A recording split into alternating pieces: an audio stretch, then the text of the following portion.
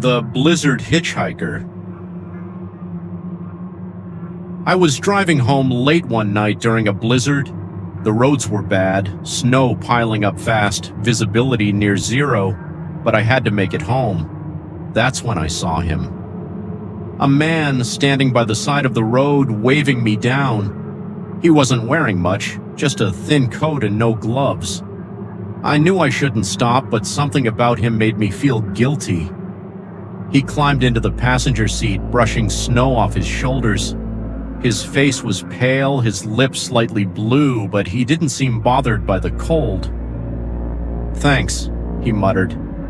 His voice was raspy, like he hadn't spoken in a long time.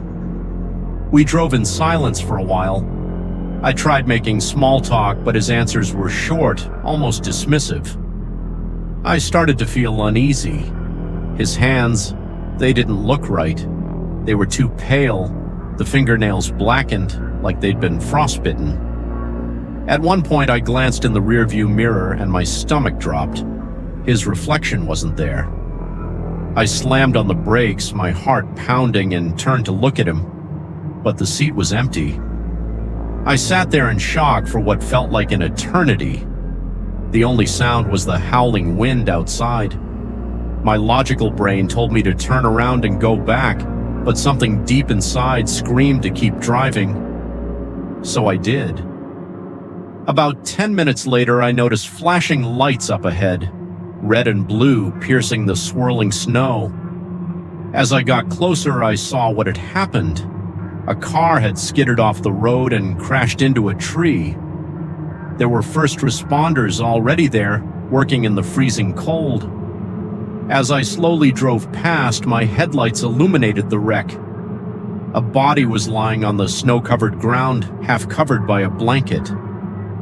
My breath caught in my throat. It was him, the man who had been in my car. Same pale face, same thin coat, same blackened hands. I couldn't believe what I was seeing. I pulled over, got out, and approached one of the paramedics. My voice was shaking as I asked what had happened. "Single car accident," the paramedic said.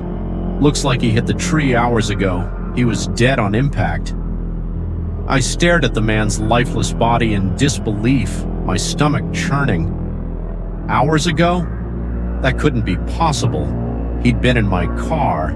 I'd seen him, spoken to him.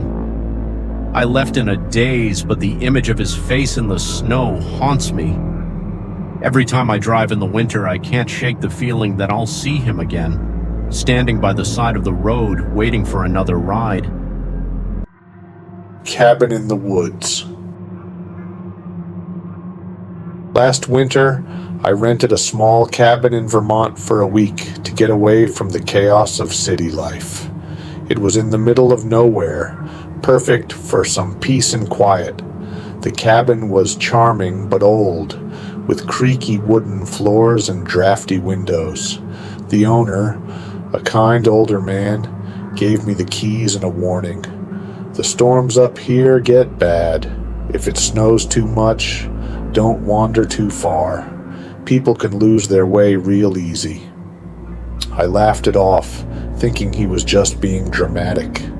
The first night, a heavy snowstorm rolled in.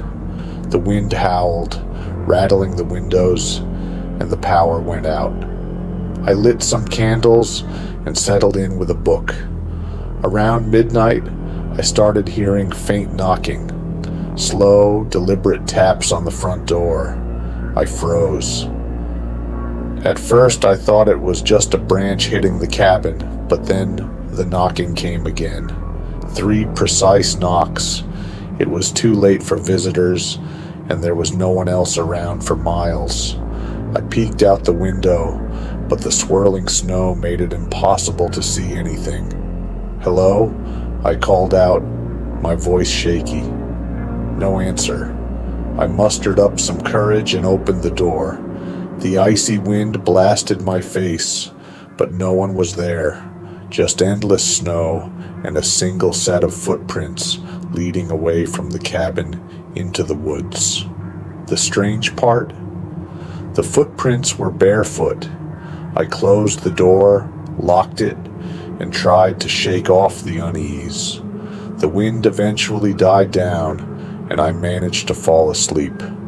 The next morning, I decided to check around the cabin. The snow was untouched except for the footprints, which now circled the entire cabin. They started at the front door, went around the sides, and ended at the back. That's when I noticed something even stranger.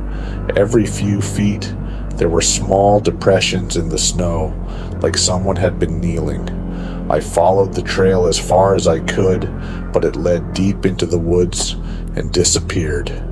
That night, the knocking came again, this time from the back door. My heart raced as I grabbed the biggest knife I could find and crept toward the sound. When I got close, the knocking stopped. I pressed my ear to the door, and I swear I heard breathing on the other side. The next morning, I packed up and left. The owner seemed unsurprised when I told him what happened.